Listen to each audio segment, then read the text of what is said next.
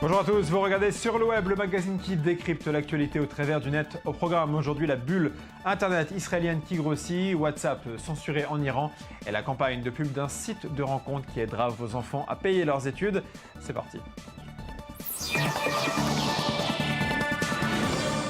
On commence cette émission par l'Iran où les nouvelles d'une hypothétique libéralisation du régime sont contredites par les réalités sur le terrain. On a appris il y a quelques jours que l'application de messagerie instantanée WhatsApp est désormais bloquée au sein de la République islamique au motif qu'elle est détenue par un sioniste américain. Pour rappel, WhatsApp a été acheté il y a 2 mois par Facebook et je vous rappelle aussi que Facebook est détenu par son fondateur, c'est-à-dire Mark Zuckerberg, un juif américain. Voilà donc le sioniste américain dénoncé par l'Iran. Comme c'est régulièrement le cas depuis quelques mois en Iran, une lutte d'influence entre plus et moins conservateurs secoue le régime. Cette affaire n'échappe donc pas à la règle. Si le comité iranien en charge de la censure Internet a justifié sa décision en mettant en avant l'argument sioniste, le ministre des Communications, lui, aurait pesé de tout son poids pour empêcher cette censure, mais en vain donc. Je vous rappelle par ailleurs que Facebook et Twitter sont censurés depuis 2009 en Iran, et ce, malgré des promesses de libéralisation restées pour l'heure lettre morte. On vous en parlait à la fin du mois d'avril, Sina, le plus grand portail d'infos chinois, risquait d'être fermé pour avoir hébergé des contenus pornographiques. La sanction est finalement tombée. Sina, qui héberge également l'équivalent du Twitter chinois, devra payer une amende record de 590 000 €. La raison invoquée pour justifier cette amende est donc la présence de contenus pornographiques et obscènes sur le site. En plus de cette sanction, Sina doit retirer plusieurs licences de publication sur Internet, ce qui devrait fermer temporairement certains sites, dont une plateforme vidéo qui lui permet de générer un important trafic. Sachez tout de même que selon plusieurs analystes, Pékin met en avant le prétexte de la pornographie pour dissimuler le fait qu'en réalité elle censure purement et simplement des sites jugés trop populaires et sur lesquels des débats politiques sont tenus. La stratégie serait donc de frapper le plus grand pour dissuader les autres. Allez, on passe à notre dossier du jour. Notre dossier du jour nous mène en Israël. Plusieurs hauts responsables du plus grand groupe de presse allemand, le Alex Springer, sont arrivés dans le pays afin de conclure le rachat du site de vente de particulier à particulier Yad Shtaim pour 168 millions €, soit 23 fois la somme que le site valait il y a 8 ans. Pour ceux qui ne savent pas ce qu'est Yad Shtaim, ça veut dire deuxième main en hébreu et c'est le site de référence pour les connexions de particulier à particulier. Alors on y trouve de tout, des vêtements, des machines à café, des ordinateurs, des appartements. Regarde, il y a une compilation des pubs pour ce site et on en reparle après, notamment pour savoir si le prix exorbitant de cette revente de site ne cache pas une bulle Internet israélienne.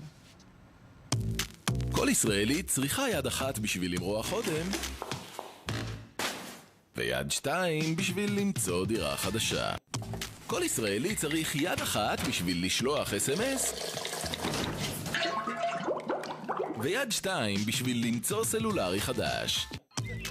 כל ישראלי צריך יד אחת בשביל לצלם ויד שתיים בשביל למצוא רכב חדש. יד שתיים, הלוח של ישראל. יש יד שתיים!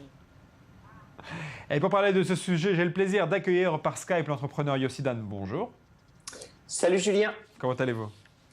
Très très bien vous-même. Ouais, très très bien. Les derniers achats de sites internet ont atteint des sommes astronomiques. C'est valable aussi en Israël. Habituellement, on explique ces sommes par le nombre d'utilisateurs, vous savez, de ces sites ou de ces applications. Or là, quand on parle de Yad Shtaim, le nombre d'utilisateurs est assez limité puisque c'est uniquement le public israélien. Comment est-ce que vous expliquez donc cette somme? Ok, alors d'abord, contrairement à la dernière fois où on en avait parlé avec Viber, etc., après WhatsApp, je crois que là, d'abord, il faut qu'on se rende compte qu'on ne parle pas d'une start-up, mais tout simplement d'une entreprise.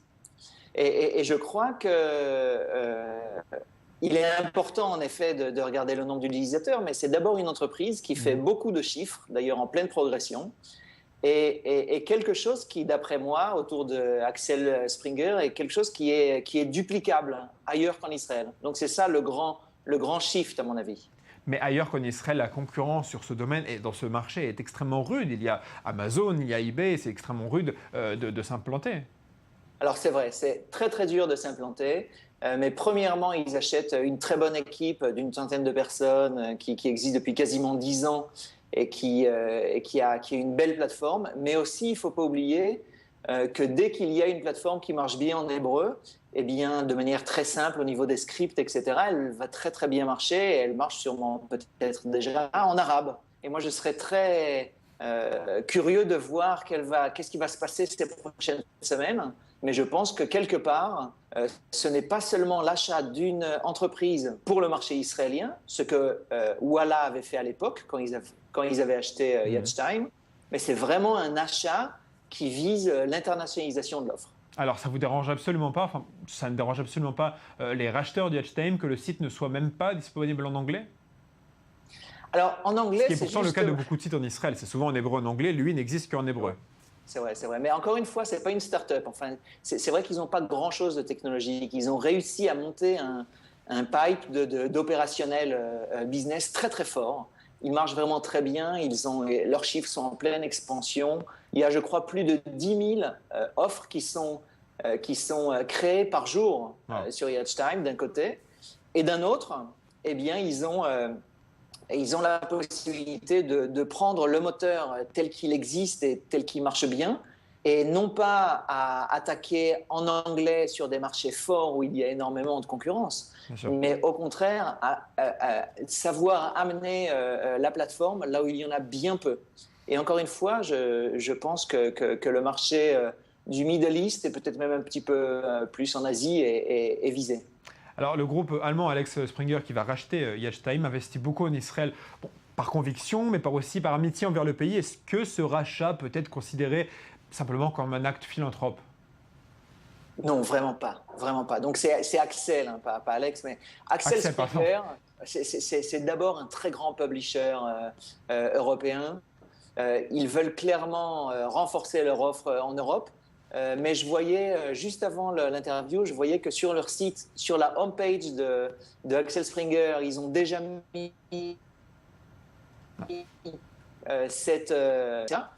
sur la homepage, et ils ont écrit, et de manière très claire, c'est ce qu'on peut voir, ils ont écrit que l'objectif, c'est d'agrandir.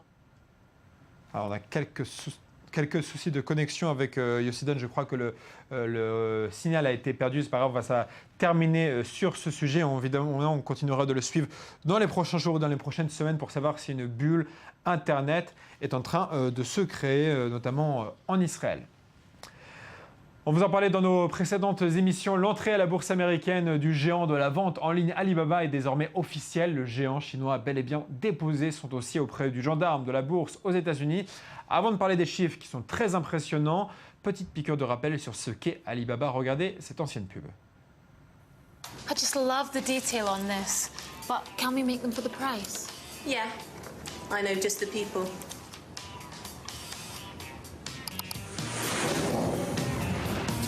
With Alibaba.com, you have instant access to millions of buyers, sellers, and manufacturers from around the world.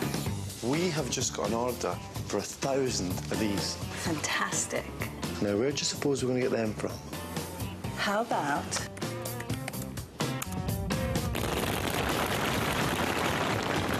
So whatever you're looking for, Alibaba.com will introduce you to the right people to help make your business a success. Hello, Tom speaking. Voilà, donc ça c'est Alibaba. Et d'après le projet déposé, l'entreprise prévoit de lever 1 milliard de dollars. Mais ceci n'est qu'une indication destinée à calculer les frais d'enregistrement. En réalité, Alibaba pourrait lever entre 15 et 20 milliards de dollars et ainsi atteindre une valorisation de 200 milliards de dollars. Ce sont des chiffres qui font bien entendu pâlir d'envie plus d'une entreprise, et notamment Facebook, qui lors de son entrée en bourse avait réussi à lever 16 milliards de dollars. Ça reste à l'heure actuelle la plus importante entrée en bourse d'une société de technologie.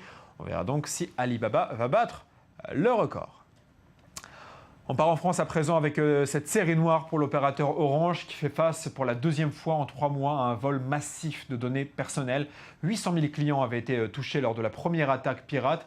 Cette fois, c'est pas moins d'1 300 000 personnes qui seraient touchées. Orange affirme avoir prévenu l'ensemble des personnes concernées par souci de transparence, évidemment. Les données personnelles qui ont été volées concernent le nom et prénom des clients, mais aussi, dans certains cas, de leur adresse mail, leur numéro de téléphone et de téléphone fixe et portable, donc, ainsi que leur date de naissance. Et les informations bancaires, en revanche, n'auraient pas été touchées. Les pirates qui ont eu accès aux informations pourront tout de même tenter d'envoyer des messages personnalisés à leurs victimes en se faisant passer justement pour une banque et ainsi récupérer leur mot de passe identifiant pour ensuite accéder à leur compte bancaire. Ça s'appelle du phishing, du hameçonnage. Soyez donc très prudents si vous êtes client chez Orange. Allez, on va se détendre un peu. Regardez d'abord ce tweet à l'écran, vous allez comprendre de quoi il s'agit. C'est le compte de la très sérieuse agence de surveillance américaine NSA qui l'a posté. Oui, encore une fois la NSA, mais vous allez voir, c'est différent de d'habitude. Ce compte est d'habitude réservé aux offres d'emploi. Alors du coup, les internautes se sont demandé si le manager des réseaux sociaux de la NSA s'était pas un peu endormi sur son clavier. Alors de quoi il s'agit en réalité? Eh bien, il s'agit d'un message codé destiné à recruter les internautes les plus talentueux, c'est-à-dire ceux qui savent décrypter le code qui était écrit à l'écran. Un porte-parole de la NSA a ainsi expliqué que dans le cadre d'un effort pour recruter les meilleurs, la NSA postera chaque lundi du mois de mai des tweets codés. On leur souhaite tout de même de poster des codes un peu plus compliqués parce que celui qui a été posté sur Twitter a été décrypté très rapidement sur Internet. On parle à présent d'un tout autre sujet. Il s'agit d'une campagne d'un site de rencontre. Le site, c'est Match.com. Elle s'adresse aux couples qui se sont rencontrés via ce site, qui ont des enfants âgés de 13 à 20 ans et qui cherchent à financer leurs études universitaires et qui ont des capacités de montage vidéo. Si un des couples remplit toutes ces conditions, leur enfant pourra peut-être être éligible à une bourse universitaire de 50 000 $ versée par Match.com. C'est complètement surréaliste. Tous les enfants qui veulent participer auront 2 mois pour poster sur Facebook et Twitter une vidéo dans laquelle ils doivent raconter comment leurs parents se sont rencontrés grâce au site. Regardez la vidéo que le site a mis en ligne pour lancer la campagne. All the time, it's love everywhere. I have a boyfriend and I forgot his name. I think I'll have a girlfriend in my 40s. My mom and dad said I can't like boys until I'm 18. Your babies come from your belly. Men don't have them, only women do, and they don't just come out as like 6-year-olds. College is a place where you find out what you want to be when you grow up. A school that big kids go to. You get to go to school there, and you get to go to sleep there. Going to college costs a lot of money. And now the Match-Made Scholarship will connect these kids to an education, the same way we connected their parents. Bon courage aux participants, je rappelle, 50 000 $ de bourse pour aller étudier à l'université. Ça vaut la peine de sortir son logiciel de montage vidéo. Allez, on passe au sujet décalé du jour, c'est l'œil du net. Mardi, tout Israël fêtait les 66 ans d'existence du pays. Les festivités donnent parfois lieu à des scènes légèrement surréalistes, comme vous allez le voir dans ces 2 vidéos compilées. Le Premier ministre israélien Benjamin Netanyahu n'a pas peur de se mettre en scène. Visiblement, le ridicule ne tue pas.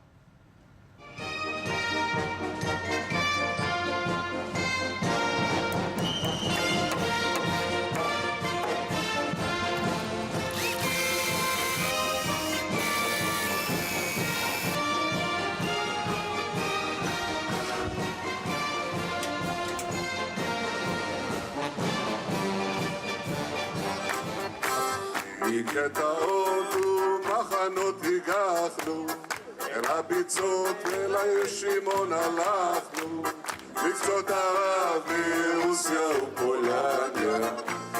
Est-ce que vous avez noté le visage choqué des soldats derrière qui ont l'air de s'ennuyer et qui ont envie d'être à l'extérieur en train de faire la fête? Bon, je précise que je n'ai absolument pas volé ces images. Elles ont été postées sur le compte YouTube du Premier ministre lui-même. Donc ils doivent être plutôt fiers de ses talents de chanteur. Mais bon, ça c'est évidemment un avis personnel.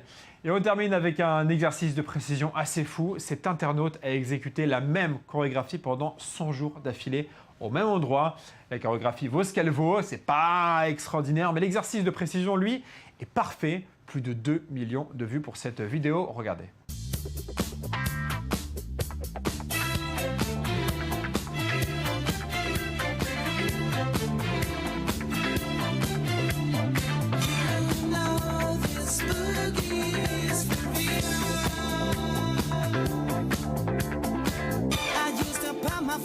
worship. But then a chance to get to heaven slim. I used to worry about the future. But then I threw my caution to the wind. I had no reason to be carefree. No, no, no. Until I took a trip to the other side of town. You know I heard that boogie rhythm. Hey, I had no choice but to get down, down, down, down, dance. Nothing left for me. Ça reste un mystère, ces personnes qui ont beaucoup de temps chez eux pour faire ce genre de vidéos. Voilà, c'est la fin de cette émission. Merci à vous d'avoir suivi. On va se retrouver demain, même heure, même endroit, pour la dernière émission de la semaine avant le week-end.